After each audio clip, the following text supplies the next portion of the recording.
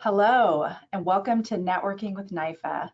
My name is Christie Weston, and I am the Deputy Director at the Nebraska Investment Finance Authority.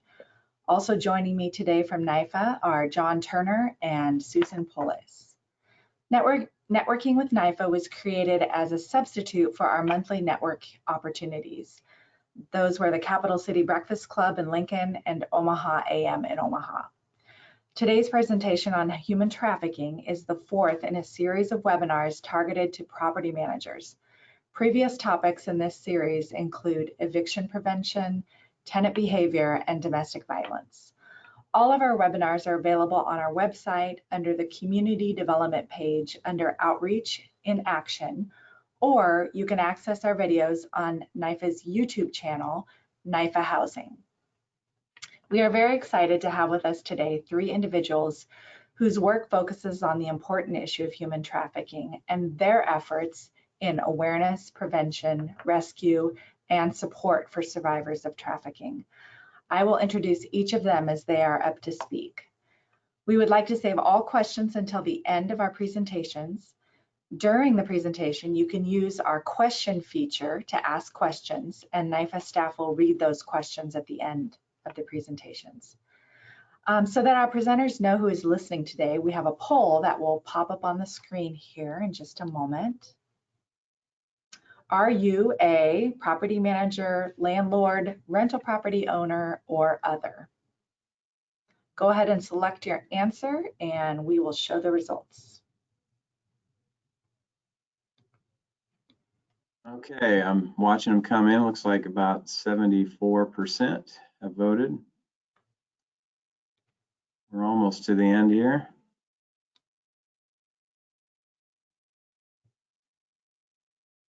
Okay, I think I'm going to go ahead and close it now. It looks like the other category. And here we go. I'm going to share this. There we go. All right, thank you, John. Yep. Now I would like to introduce our first speaker while we pull up the slides for her presentation. Kathy Kemler is the coordinator for the training and education programs and fabulous volunteers for the Coalition on Human Trafficking, which seeks to raise awareness of the issues of human trafficking. Kathy, I will turn it over to you.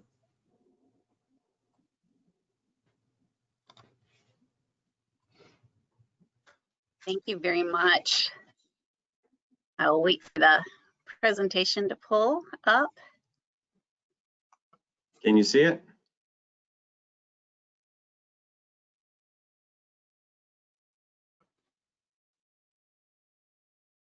I can see it. Yeah, you can. Okay, very good. Thank you. Great. So I just want to thank NIFA for this opportunity to speak about human trafficking. This organization has been really great about creating awareness of human trafficking by having speakers at its conferences for the last several years. And to the attendees, thank you for educating yourself about human trafficking. The Coalition on Human Trafficking began operation in about 2014, and we educate lots of different groups, but our flagship program is educating hotel and motel staff on human trafficking awareness. You can advance.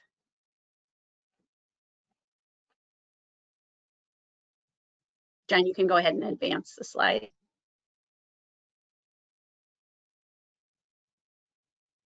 All right, I think we might have a little bit of a delay. Do you see it advanced yet?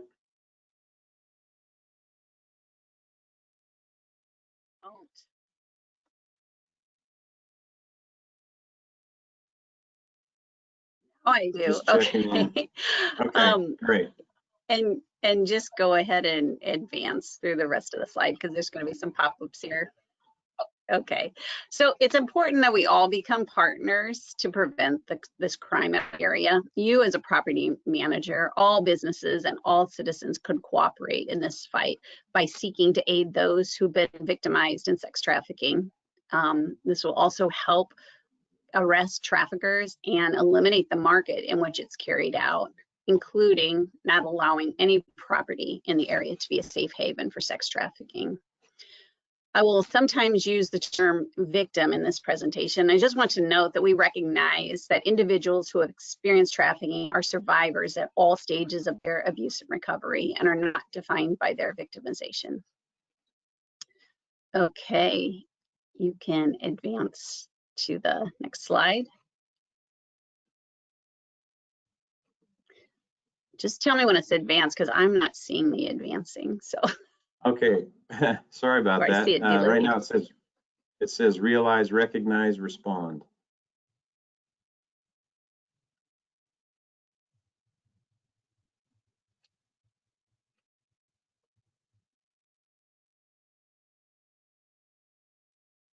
So it's still delayed, Kathy?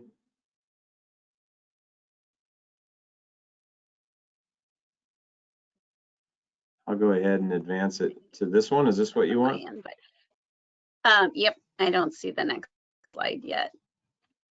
All right, we're on why property managers. Yes, thank you. So the Coalition on Human Trafficking helps people to realize, recognize, and respond to signs of sex trafficking. To realize that it's real, it's here, and it's serious. To recognize the signs of sex trafficking and learn how to report what people see. Okay, thank you. So why property managers? Well, property managers are important in this fight against human trafficking because this can occur in any residential setting, including rental properties. So you can advance a couple more times to fulfill the slide. Property managers are the experts on who lives in their properties, and they visit the properties so they can see what's happening. And potentially some of your tenants may be vulnerable to this crime. So we were going to take a poll here to see if any of you have suspected human trafficking on your property. And since my screen seems to be way slower, maybe someone else can read that. Sure. So right now, we're getting our results in from the poll. Looks like about okay, 50. So the poll I see says, have you ever suspected any human trafficking activities at your facility?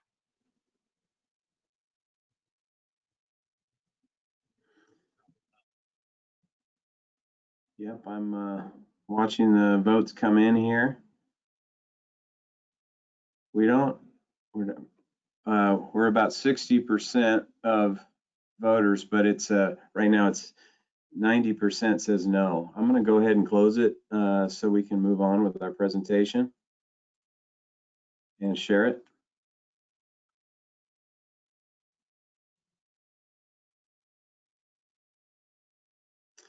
Okay, well, thank you for that. After hearing today's panel, hopefully you can have better awareness of what might be happening. So we're going to talk about what is human trafficking. There's two kinds of human trafficking primarily. One is labor trafficking and the other is sex trafficking. And it is when people are caused without their consent to engage in labor or services or commercial sex acts. This is a simplified definition for purpose of this training and basically means that someone other than the victim must be managing or controlling the victim's activities. And the victim's activity must be without the victim's full knowing and consent. I will mostly be talking about sex trafficking in this presentation. So conditions for sex trafficking includes if someone is under the age of 18 years and someone is utilizing them for commercial sex, it is automatically sex trafficking. A child cannot legally consent, which is what makes that automatic. Secondly, if someone over 18 is induced by force, fraud, or coercion to be engaged in commercial sex or labor of services, that too is trafficking. We'll talk a little more in detail about this in a minute. And then when someone buys commercial sex and the person on the other end of that transaction is being victimized, the buyer is then involved in human trafficking. And when an individual facilitates and benefits financially from sex trafficking, they can be considered guilty of participating in sex trafficking. Okay, you can forward. Okay, we're on victimization. While anyone can become a victim of human trafficking, traffickers tend to prey on people's vulnerabilities. Thank you. So people most vulnerable are those who are in poverty, homeless, have prior trauma or mental health situation, or those who have a substance abuse issue, or just someone who's young and is vulnerable to trust another. Some of the crime, including the manipulation of people, is done online. The person on the other end of a smartphone or iPad or computer can pretend to be whoever they want to gain trust, which can lead to victimization. And with the click of a smartphone, trafficker can put a person up for sale. Someone can buy a person, and a trafficker can get paid for the purchase of that person. Through social media, traffickers can get to know someone and trick them into thinking that they are someone they are not, to lure them into sex trafficking. You can advance. So talking a little bit more on the conditions of force, fraud, and coercion. Force is generally thought of as physical pressure, but that's not usually the method traffickers use. Force can also be a power over another. Dominance, control, influence, a type of psychological control. This can be an authority figure in someone's life, like a parent or a boss. Force can also be exhibited by a dominating partner in a relationship, like a boyfriend. And someone might be able to exhibit this force by something other than physical, like isolating someone. Fraud is any falsehood, deceit, or trickery that is intended to deceive. Fraud in sex trafficking tends to concentrate on either false promises of financial or other material betterment, stability, or security, or false promises of love, care, and enduring relationships. The most common fraud seems to be some form of "I love you." Fraud in sex trafficking can also involve very specific promises, like "I'll help you get your children back," right? Or "I'll get you more money. I can get you a house, a car." Many victims of sex trafficking are either enticed or groomed into prostitution by such a false relationship, and that's trickery or deceit. And then coercion. This may be threats to someone that the person who is victimized loves, their family, or a threat of taking away legal documents. Coercion, that is a this for that technique. The trafficker may hold something if the person victimized doesn't take the appointment, or the trafficker might say, "You won't be fed, I won't take care of you, you'll be out on the streets." Or it can be the opposite. It can be a reward. If you or when you go to this job, you'll get new clothes, I'll take you shopping, or you get to go swimming, I'll take you out to eat. Okay, you can advance.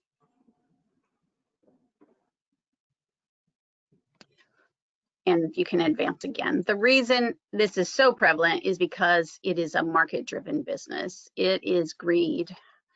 This crime is estimated to be about $150 billion a year. And this is from a report of the Office of International Labor of the United States, which was a few years ago. And I'm guessing that number is up.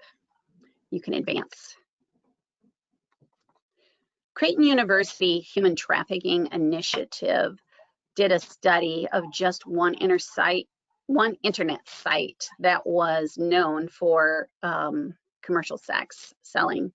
And through their research, they found that 900 people are advertised for sex every month, multiple times in the state of Nebraska. So this is just one website of information. It does not include other ways that commercial sex may be sold. So it's a fraction of what really occurs here.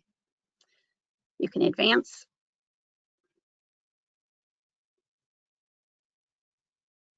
This heat map also comes from data collected by Creighton University Human Trafficking Initiative. It shows how widespread and concentrated online solicitation for commercial sex acts is in Nebraska. The red areas show the highest concentration. And note that all across the Interstate 80 corridor, it appears to be a very active commercial sex market. There's Omaha, Lincoln, Grand Island, Hastings, North Platte, Scotts Bluff, all highlighted in red.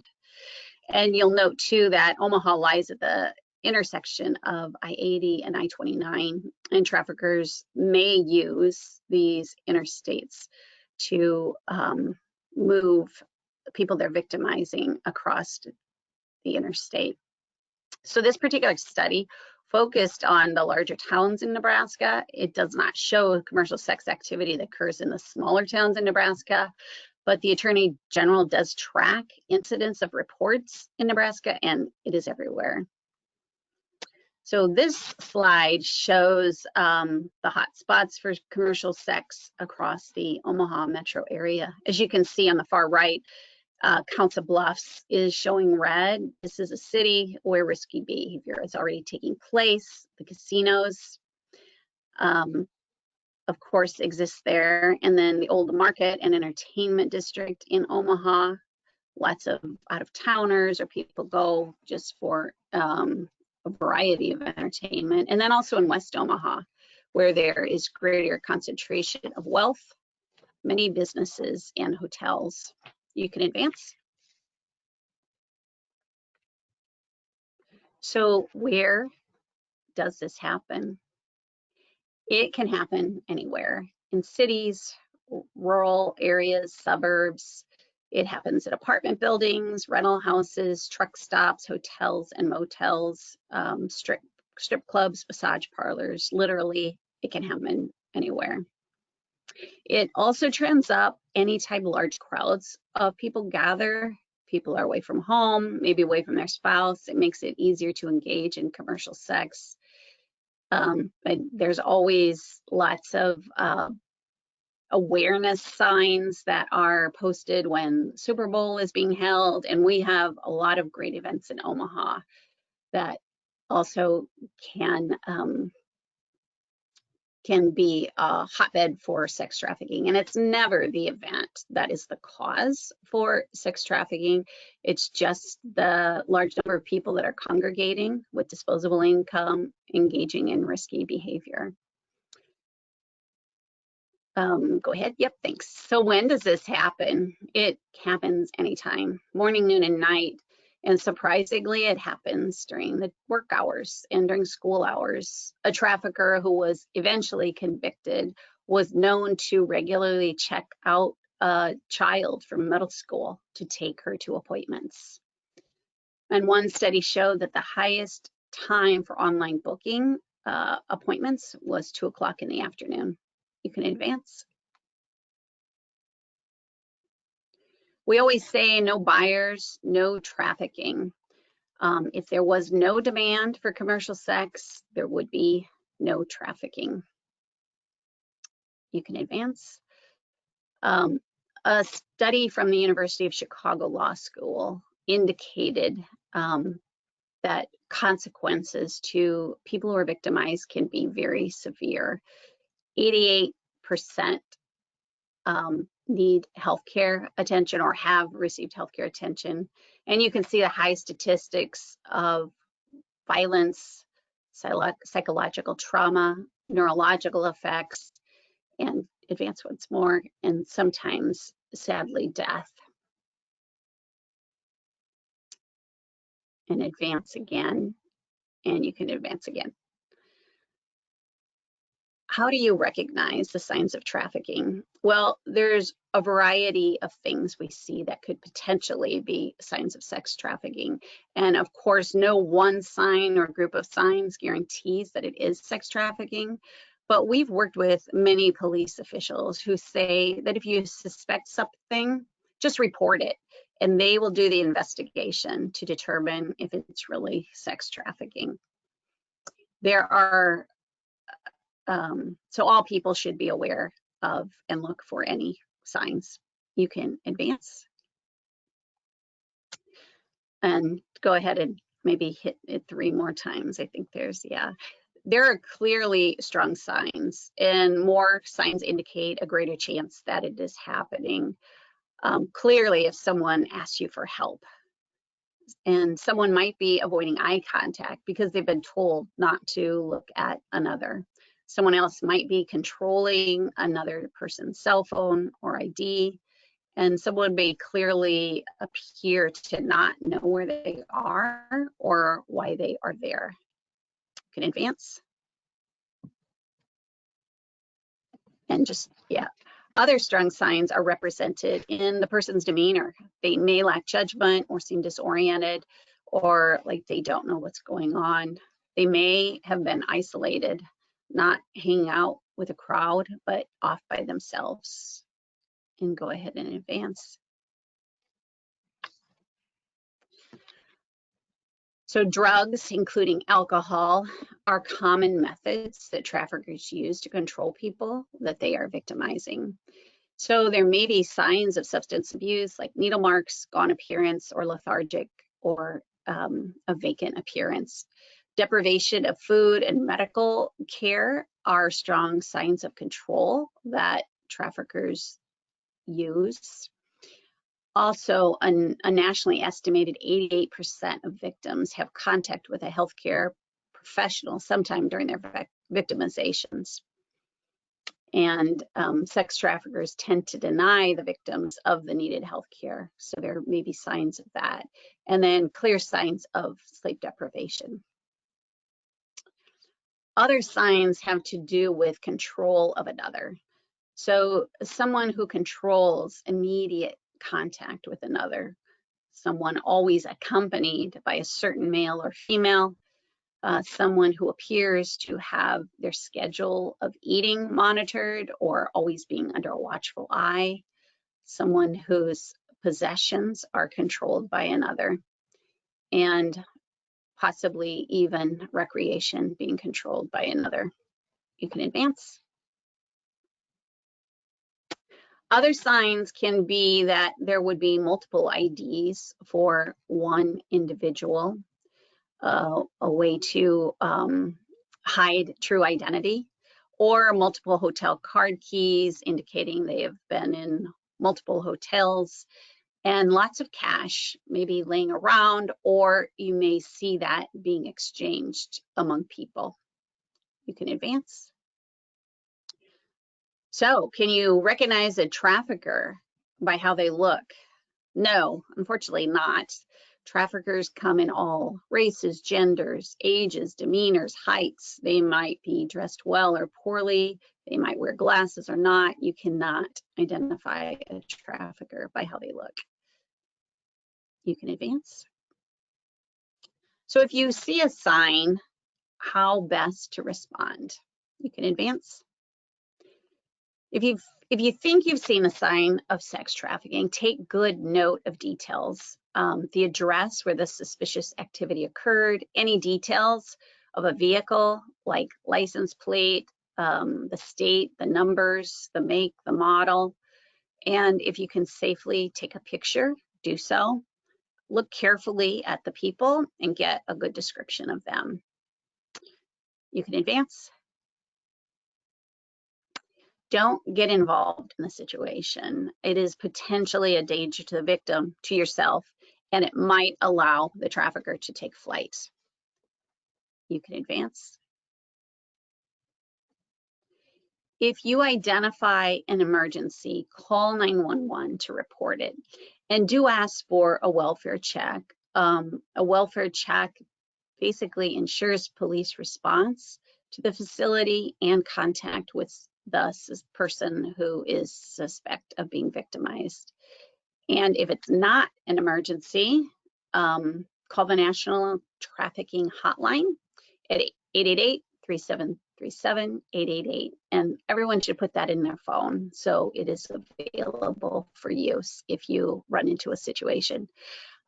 This National Trafficking Hotline will route the call to the proper authorities so that it can be thoroughly investigated and pursued. And if you're not sure who to call 911. You can advance. So I just want to thank you for participating in this training and joining in this fight. For more information about trafficking, please go to our website, which is www.notrafficking.org. Thank you.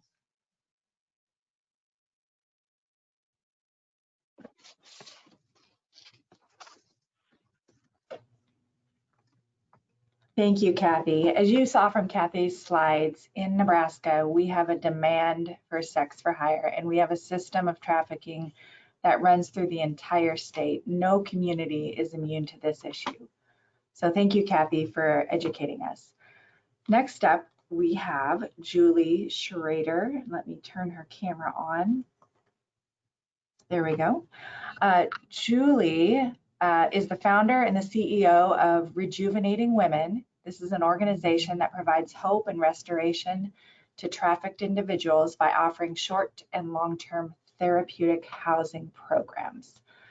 I'll turn it over to you, Julie.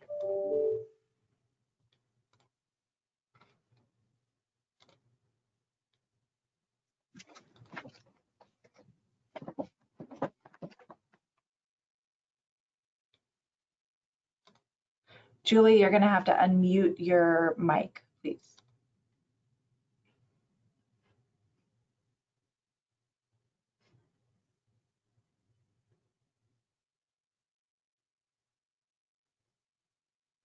All right, I think you're good. Oh, nope, still muted.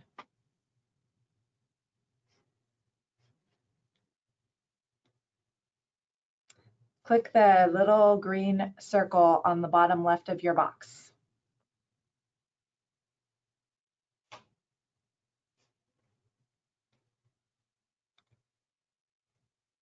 There we go. There we go. Okay. Again, my name is Julie Shrader, and I'm the executive director and founder of an organization called Rejuvenating Women. And some of you may have heard of what we do, and some may not.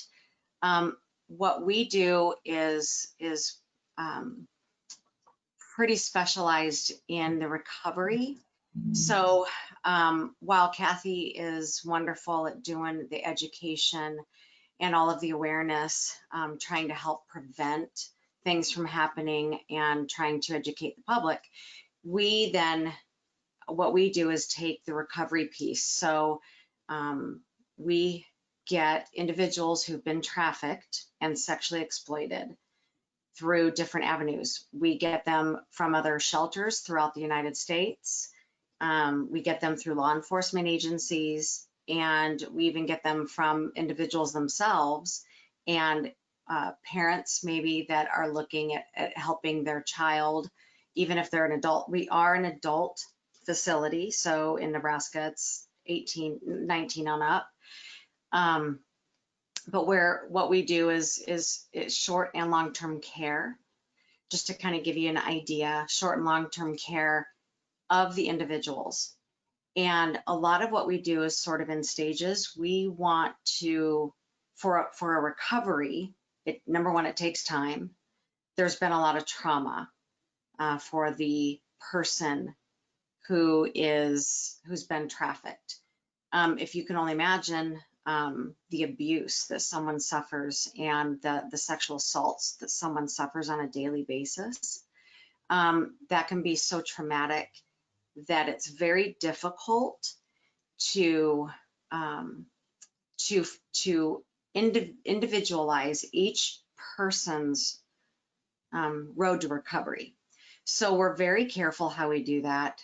We believe that therapy is a tremendous part of their healing process, probably forever. And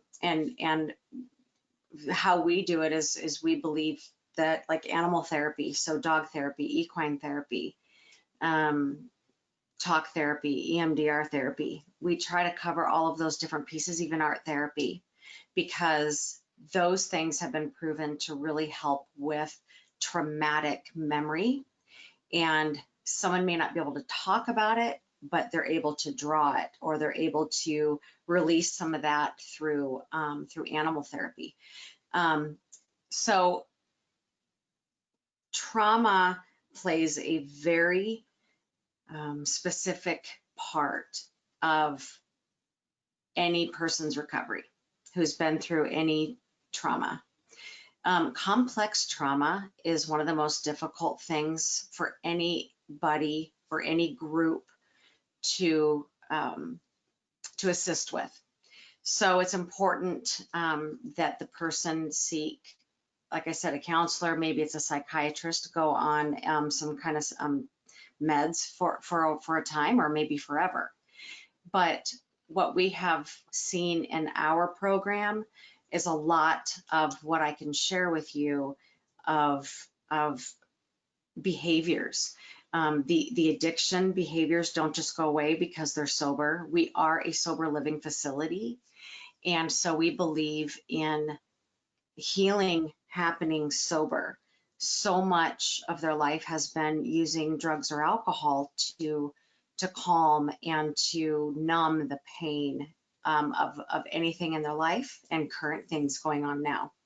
So by not allowing that addiction, that physical addiction piece, we believe that recovery is possible. And so with our home and what we do here, it can be up to 2 years long, because the healing takes so long, as I had said in the beginning. There are 4 stages of recovery that we see here, which is victim, victim first, survivor, and then thriver, and then victor and a leader. We want them to lead independent lives when they leave here. We want them to maybe gain custody back of a child or children that they may have lost custody in the foster system because of things happening with them. We want to get them legal counsel so that they can work on those legal issues that may keep them from going to school or getting a job. We want to be able to help her along her path so that when she leaves the program, that she can live a life that is full, that is joyful, that is everything that she wanted it to be.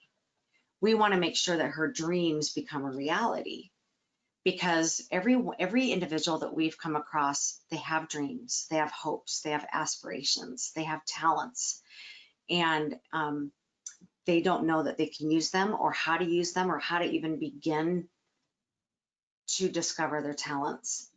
But through the counseling and the curriculum and being able to come alongside each individual woman through our program, we are able to help her discover what those gifts and talents are. And it's amazing what we come up with, but we see so much. We see when women come here, they're and quite honestly, they're distraught, they're depressed, they don't know who they are anymore. And we just believe in showing them who they are meant to be, not who they were told they are. And in our field here, we see a lot of family trafficking. We see a lot of parents trafficking their own children. We see a lot of uncles, even brothers that have trafficked sisters. So there has been, from what we see, so much family trafficking that that it's really opened our eyes to that. And we've discovered how much more difficult it is to recognize trafficking when it's in a family. And it's almost next to impossible to realize. There might be red flags of maybe there's abuse, teacher notices something. Those things can get turned in, but it's still difficult to actually know that there's trafficking. So, and right here in Omaha, Nebraska, we've heard that. So we've really taken, I guess, a role in helping her get through those pieces, which is the most difficult of all the different types of trafficking that we've seen. That is by far the most difficult. And those are the individuals also who will keep those secrets until the day they die. And there's probably more individuals out there that don't tell people because it is such a private matter. And those are things that I try to show to the public, bringing the attention to that, because that's something not everybody thinks about or talks about. It's definitely not something that's pleasant to talk about. We believe in stable living, so by allowing her to work, allowing her to go to school when she's been given the red light or the green light from a therapist is really important. Being able to get her to serve. So having these women volunteer is so essential too. It gets them out of themselves a little bit and kind of gets them to do things for other people, which makes them feel good. Giving back makes us feel good. And I think it's important because when they get into our program, when we meet them, they have very, very low self-esteem and they don't think that they're worth anything, but they are. And we do all that we can to help them to believe that they are by the programs that we offer. Again, a lot of what I can share are things that we've seen here. Education's huge. Teaching them healthy relationships is huge. What is a healthy relationship? What are boundaries? Again, the trauma goes so deep in a lot of the individuals that they don't know healthy relationship. They think that a relationship may be healthy, but it's not. And even those in her family may not be healthy for her. So these are all things that we need to process with her. We never tell a woman that she is a trafficking survivor. We let her come to that conclusion on her own, and which is hard for some of these individuals to admit, because it sounds so negative. They'd rather know that or think that this guy was the boyfriend versus the trafficker, which I fully understand. But like I said, we do all that we can, and I'm happy to answer questions at the end if anyone has any questions anymore with anything that I discussed today. So thank you. Thank you, Julie. Despite growing awareness about this crime, human trafficking continues to go underreported due to its covert nature, misconceptions about its definition, and a lack of awareness about its indicators. I would like to now introduce Supervisory Special Agent John Hallock.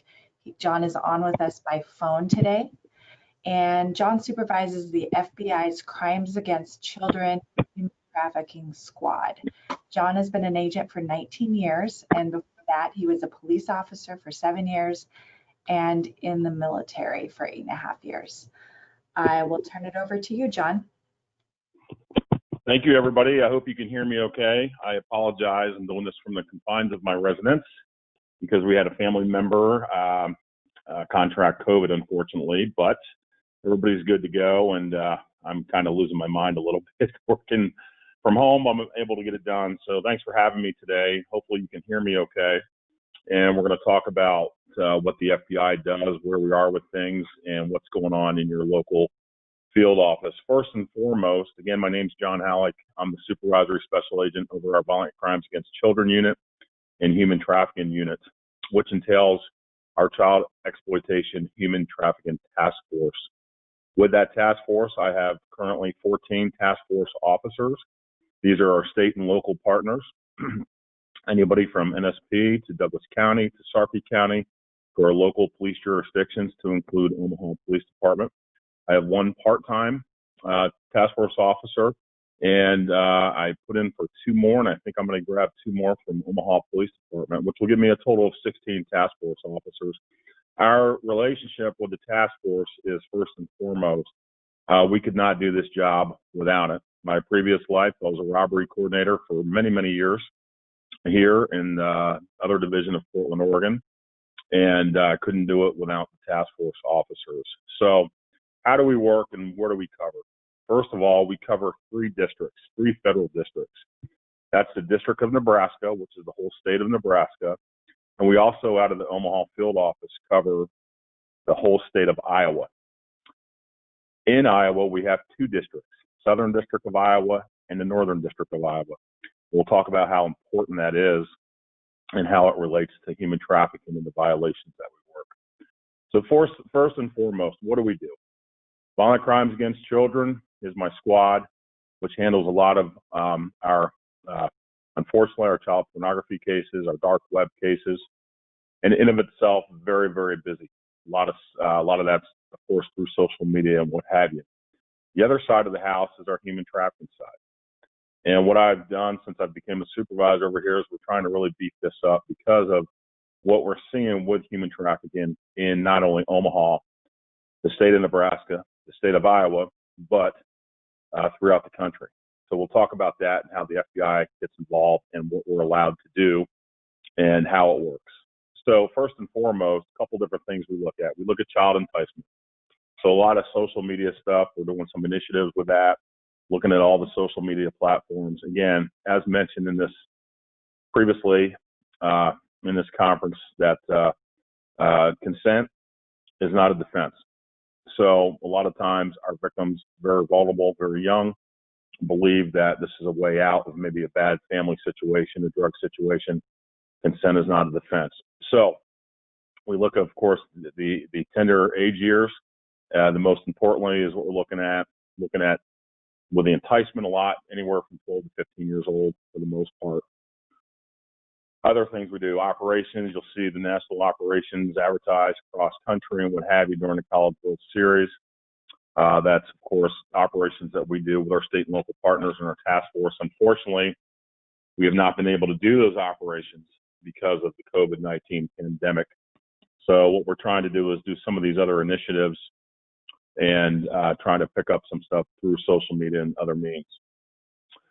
What does it entail, human trafficking? Of course, for us, we're looking at, and this was all mentioned again, so I won't get into the details, but again, looking at vulnerable victims, looking at the grooming situation that was mentioned, different social economic classes. A lot of these young gals and sometimes young men don't have the means, don't have money. It's a way out of a bad situation. So unfortunately, they're groomed and they're able to be picked up and used in the sex trade. The other side of the house, which big initiative that I'm really pushing, is the servitude side. So in servitude, of course, we talked about one of the things mentioned were some of the spas and what have you, and some large initiatives. What we're seeing is an influx of individuals who are victims who are coming from other countries into our area by way of New York, San Francisco, Chicago, the major hubs, and they're being used for certain different types of illegal activities, to include the sex trade.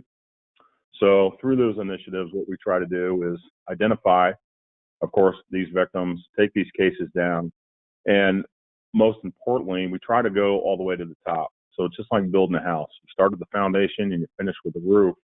And we're looking for that tippy top. We're looking at the person who's running the organization. So just kind of like in the gang world and robbery world, same exact concept, looking for the person who's running this. In a lot of cases in Omaha, because Omaha, of course, is a very good conduit for this type of activity based on the fact that you look at our infrastructure and look at our transportation system. It's fantastic for this, unfortunately, fantastic for this type of work. Council Bluffs, Iowa, the major truck stops, parts of Omaha, get out to the end going toward Lincoln. All these different avenues that people can be mobile and they can move, which of course makes it a little tougher for us. So in essence, what we do is we try to look at who's the top person, try to get information, intelligence base, who's doing what, where they're doing it, how are they getting here, are they being held against their will, which in a lot of cases, especially with servitude, we see that. A lot of the biggest problem we have, believe it or not, is a language barrier.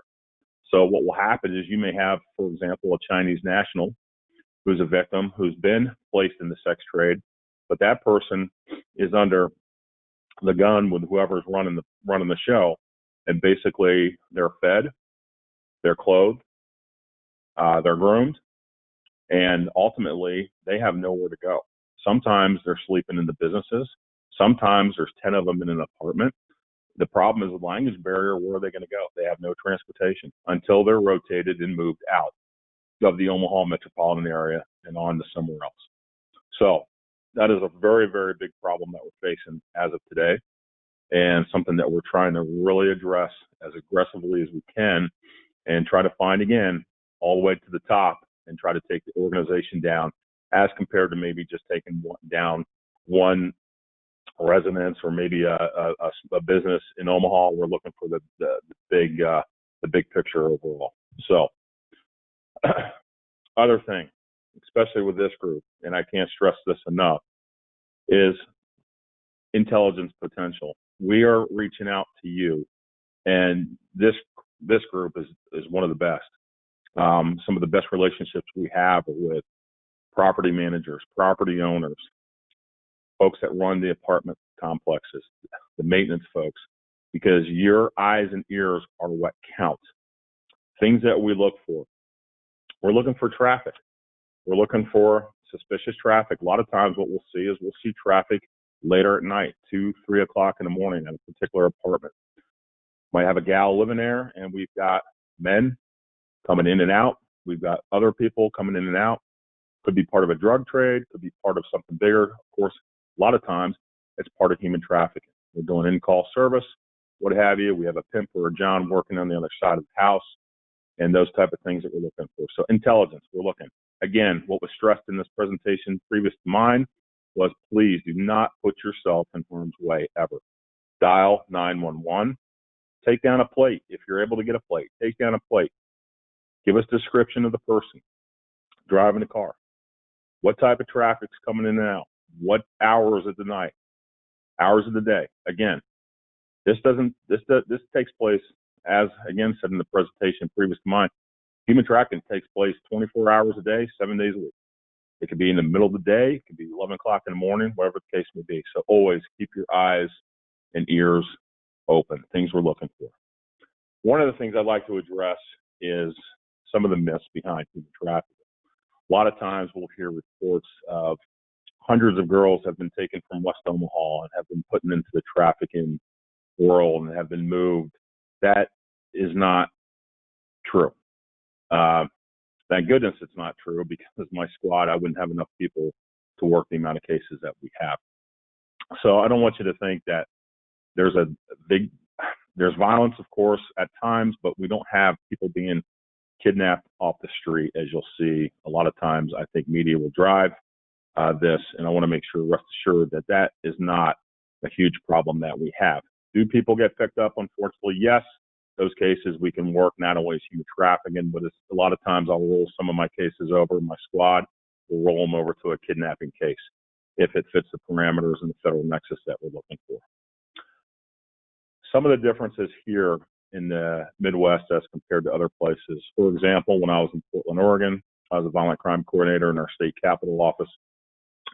In Portland, being as close as it was to the border of Mexico, it's really not that far. We had a large influx of coyotes that would bring young females into the state of Oregon, and they would use them not only for the sex trade, but use them for a drug trade. So, for example, cartels were running these young ladies, bringing them into the area, and the idea was they would actually manage a marijuana grow for them, an inside grow, an outside grow, and they'd be used in the sex trade. We do not see that here in the Midwest, thank goodness. But those type of activities in human trafficking do exist. And I unfortunately had the opportunity to work quite a bit of that when I was on the West Coast. But we don't see that. Of course, if we did see an influx with that, we would work that very, very hard, very aggressively. What can you do to help us?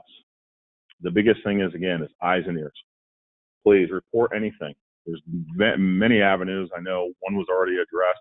Pick up the phone, call 911. Pick up the phone, call me. We're never, ever going to say that was a stupid thing to report. That was the wrong thing to report. We're looking for any intelligence information we can get. Our intelligence gathering is second to none. What we're able to do with intelligence, for example, we have a human trafficking case in Omaha, Nebraska. It leads to maybe a different part of the country. We're able to share that among our 56 field divisions. And we have 70 offices worldwide throughout the FBI. So sharing information is not a problem. It's become a huge help with us through our intelligence portals. And again, working with our state and local partners. And again, working with our private sector partners as we are today. So those type of things really help in the proactive approach of trying to eliminate human trafficking. How does it work? What do we do? What do we charge? So in essence, one of the nice things with human trafficking for us is it's not too hard to prove that when somebody takes, for example, a young female takes her across state lines from Omaha, Nebraska to Council Bluffs, Iowa, and for the sole purpose of human trafficking, that becomes a federal offense. In saying that, some of these statutes carry mandatory minimums. Some of these mandatory minimums are up to 15 years per count. So a lot of times we will charge 3-4 counts, and it might plea out to 2-3 counts. So people are getting 50, 60, in excess of 70 years on some of these cases, which is very important because we believe that does set a deterrent in preventing human trafficking when you're going to get those type of sentences, because again, they're mandatory minimums. How do we approach the cases and how do we present? So 3 different districts. District of Nebraska is for the whole state of Nebraska. So for example, we have a case out of Valentine, Nebraska. We're going to present that throughout our district. That'll probably go into our Lincoln office. Of course, cases in Omaha are going to go into the Omaha office. Cases in Council Bluffs is the Southern District of Iowa, and that's out of Des Moines, but we have an office in Council Bluffs. So we have federal prosecutors, U.S. magistrate in Council Bluffs, who are able to, of course, we can work those cases diligently and aggressively. The other side of the coin then of the Northern District of Iowa, our Cedar, which is out of Cedar Rapids, also covers our Sioux City office. So everything is covered everywhere. These crimes would happen in our, what we call our area of responsibility, being all of Nebraska and all of Iowa. We have the proper coverage that we need, and the U.S. Attorney's Office, respectively, we would take these cases to for the prosecution. Last thing we do is with victimization. A lot of that was talked about today, so I won't get into the ins and outs because I'm not the expert, but I can tell you that we have Dr. Kathy Thompson, who is our victim witness coordinator here in the Omaha field office. She, in my opinion, is probably one of the best in the country. Her work ethic is second to none. And again, one of the biggest issues, and that was talked about with victimization and survivorship, is these are long-term cases. These cases are tough.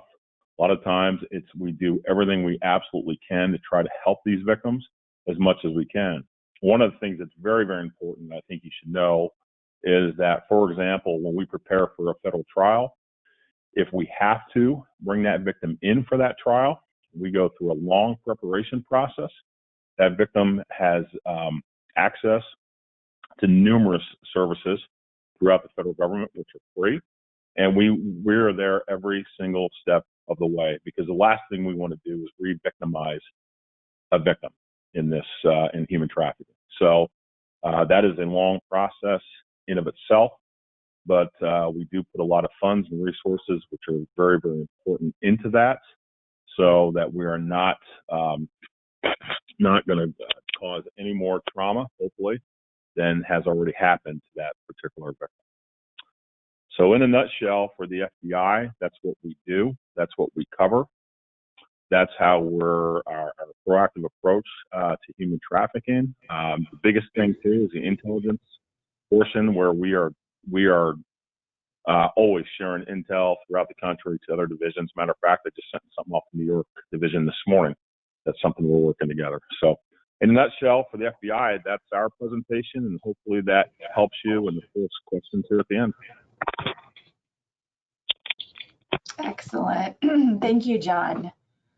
Okay, so we will open it up for questions from the audience. And just a reminder, you can use the webinar question feature and we'll read your question for the panelists. Or if you prefer to ask your question, you can click the raise hand button, and then at the appropriate time, we'll unmute you.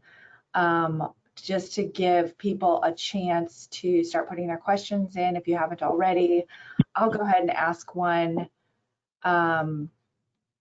And this is maybe toward law enforcement. So John, say you're a business owner or just out shopping and you're in a situation where you see an individual, probably a man, asserting control over a young girl who was with him. So for example, this happened at a bookstore, a small bookstore down here in Lincoln, not that long ago. And the owner just got uncomfortable about how the man was controlling what books the girl was looking at, and just always had his eyes on her. And she just could tell that there was just something weird going on. So trafficking is not happening at that moment, but it looked like the signs of that. And what would someone in that situation do, and what could law enforcement do with the actual trafficking acts not happening right at that moment? Excellent question. So first and foremost, report absolutely everything you can and be specific. So we're looking for example, description of that man, that individual, description of our victim. We're looking for any information on them. If you're especially a business owner, if you're able to get a plate, report it to local law enforcement. Call 911. Call the non-emergency number. Take a report. What happens from that point is, and basically you can say, hey, I believe this is potentially human trafficking. We will take that information, we'll start to digest that information, we'll break it down, and we'll start to take a look at who this individual is. First and foremost, getting these people identified. Who are they and what is going on? A lot of times we get calls like this, and this is a former person who's been, convicted of sexual assault, whatever the case may be. And so that gets the ball rolling. So the biggest thing is always report as specific as you can.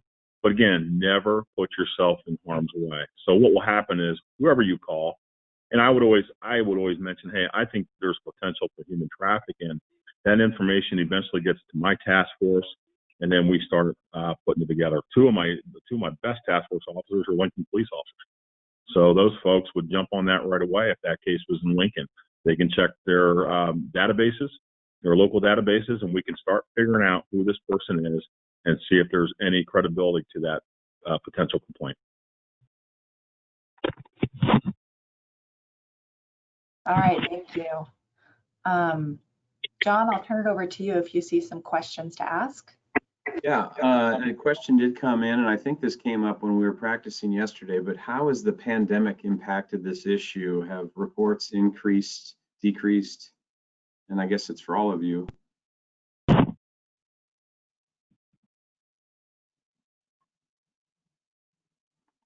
Oh, Julie, you're muted again. Can you? There we go. There we go. From what we have seen here, we have actually had an increase in phone calls for housing during COVID. And there was a study done through Polaris, and they had put out 40% increase April of 2020 compared to April of 2019. And that actually lines up with what we've seen here in our home. And all the phone calls that we were receiving for housing. There was nowhere for people to go, and a lot of the homes had shut down. And so there was very limited resources for the individuals who needed help.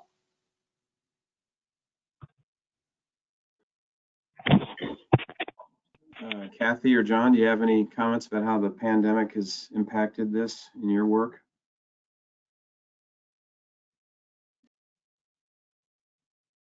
Oh, Kathy, I think you're muted. Happens to There all you of us. Can you hear me now? Yes, both of you are about ready to talk. Kathy, you want to start us off? Okay. Yes. So for our work, because we are primarily educators, and as I mentioned, primarily educators in the hotels, as you all know, the hospitality industry basically shut down. Hotels had to lay off employees. There was very little staff to train. Everybody went, everyone isolated, and most of our presentations are face-to-face. We just feel like that is the biggest impact. And so we are waiting, and we were all ready to go out again in October, and then the surge came. So we are waiting patiently for the surge to go down and to feel safe that we can put our volunteers back out there in training. So that's how it's impacted our work. Thanks. John? Yes, to piggyback on both of those comments, same thing. We, of course, are seeing an increase. I'm seeing an increase on both sides of the house. Crimes against children, of course, with the computer, and with human trafficking. Unfortunately, human trafficking, this is a business, and it's a money business. And with the pandemic, we, of course, try to follow the trends with economics and what is happening in this country, and of course in our area as well, with people losing their jobs. So yes, we are seeing an increase, and the Polaris leads are a 40% increase. And then again, with the servitude, like I mentioned before, with the international aspect of this and folks coming into our area, we've seen a very, very large increase in that as well.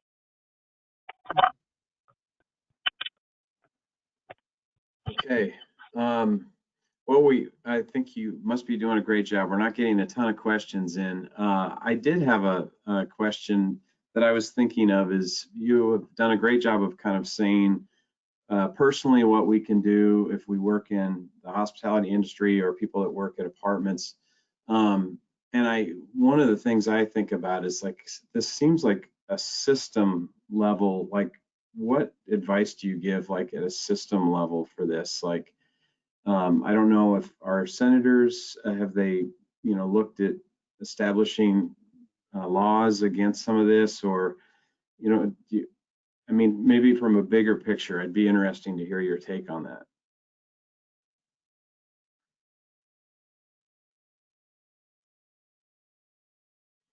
I will just note that there has been several pieces of legislation passed in the last several years.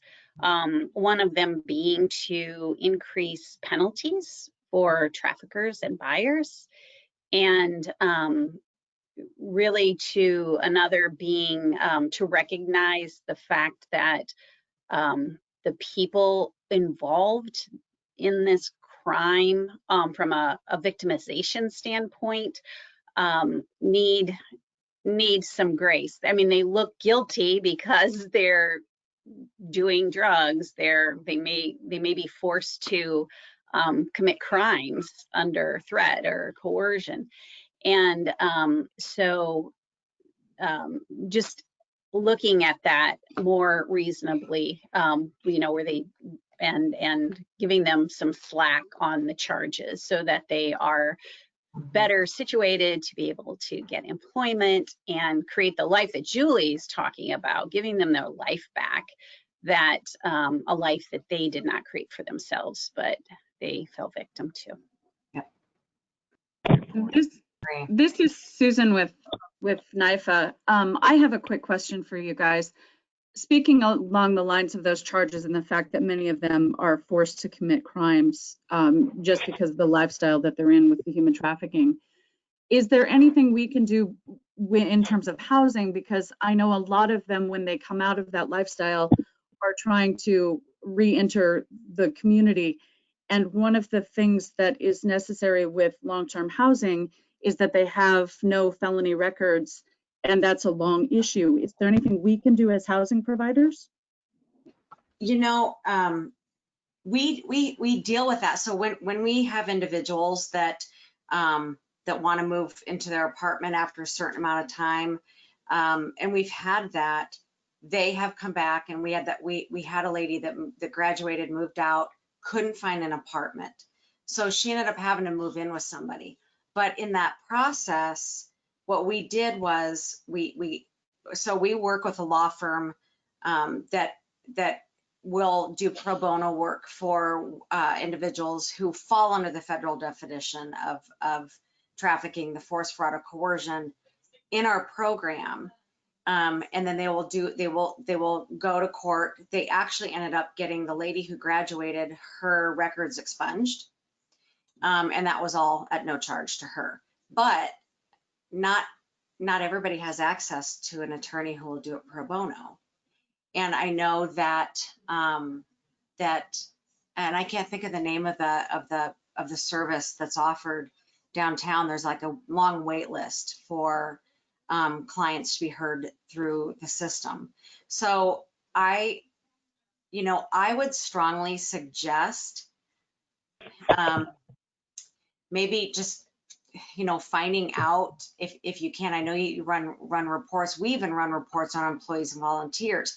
That doesn't mean that they can't work here or volunteer here. That just means, are you out of the life? I mean, I think there's something to be said for a changed life.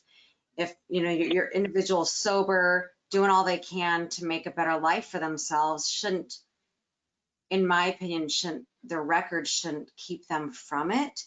Of course, it depends on the situation and the person. I think honestly, it's sort of a go with your gut when maybe asking some questions. And I'm not saying asking personal questions, but maybe just trying to find out what their life is like today. How long they've been sober, I think, matters too.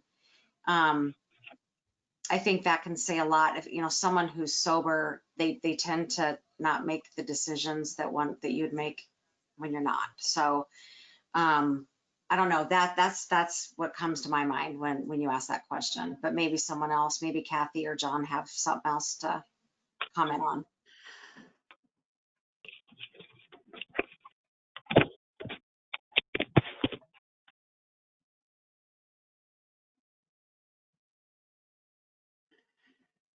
I have no comment on that. I think you did it. Okay. We did have a question that came in.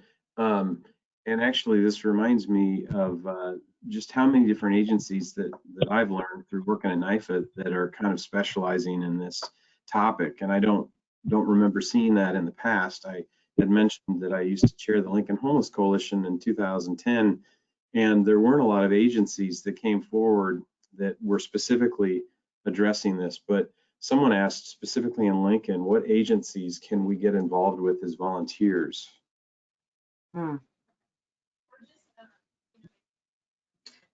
We take volunteers.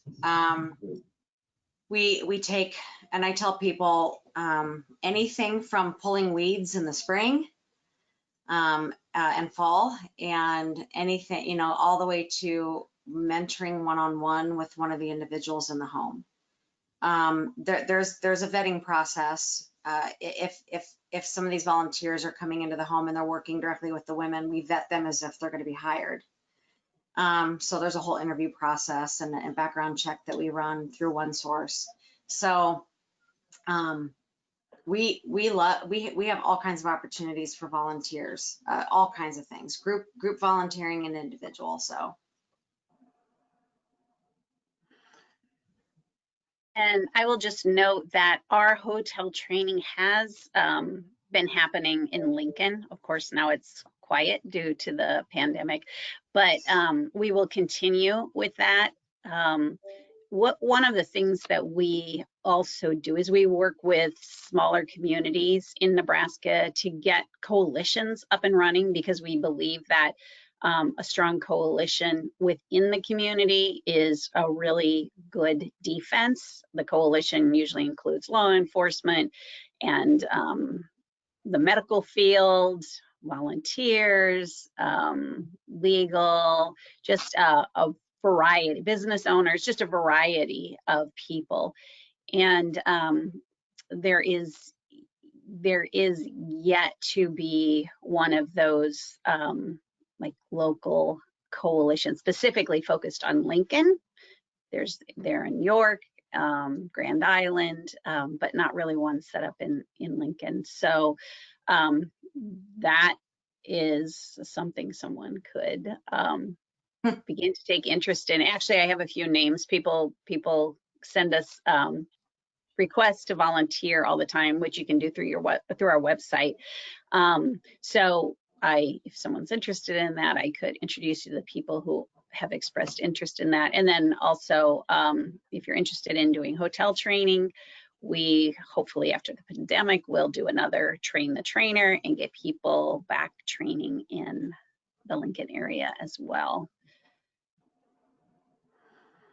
Well, it looks like you have someone who's going to be reaching out to you. The current chair of the Lincoln Homeless Coalition is Leah Drogi from the Friendship Home. She spoke about domestic violence 2 weeks ago, and she will be reaching out to you, Kathy. I will also mention, as far as volunteer opportunities in Lincoln, there's a nonprofit organization that I volunteer with called Disrupting Traffic. And Disrupting Traffic works right now primarily in outreach to women who are working by their own choice in the commercial sex industry. So for example, in strip clubs. And I believe their website is disruptingtraffic.org, but I know that if you just did a search for that, you would find them, or you feel free to reach out to me and I can connect you. But that is a volunteer opportunity. Disrupting Traffic also has created a community housing solution that we're trying to get off the ground. And so that is another aspect of it that certainly are always looking for partners. And another speaker on our domestic violence webinar 2 weeks ago was Lee Heffelbauer. She works for the Nebraska Coalition to End Sexual and Domestic Violence, and I know that they have a specific staff person that works with this this topic and this population. So there's resources. I guess just go to Google or Facebook, find the agencies and the folks that we're hearing from today and follow them. I'm just kind of monitoring our chat and our questions. We got to thank you for the great information. People are asking for, let me look here. Kathy, someone's asking if we could get your contact information. Someone is a service provider in Omaha. Yes, my email address is trainhotel@notrafficking.org. John, do we also Okay. post contact information for our panelists on our website? Yes, we will have that outreach in action under NIFA Community Development. And it looks like the person, she is a provider in Omaha, so she'll probably be reaching out to you. So that's good. It looks like that's all we have for questions. Susan, Christie, anything we're missing? We really appreciate you guys being here today on the important topic. I just wanted to remind everyone that we do record this presentation, and the PowerPoints and presentation information will be available on our website and YouTube channel later on. We usually post them by Friday, so that will be available at NIFA.org and our YouTube channel, which is NIFA Housing. And I'll just do one more plug. This was the fourth in a series of property manager specific webinars. So if anyone has any suggestions, we have our webinars scheduled through the rest of December or through the rest of this year. But in January, we're going to be looking for topics again. So you'll get a survey. Please give us ideas and we'll put something together for you.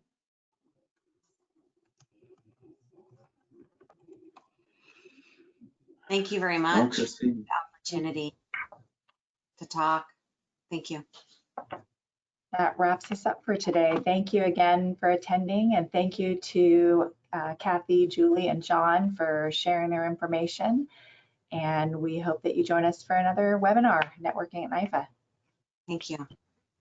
Thanks, everybody. Thanks. Bye-bye.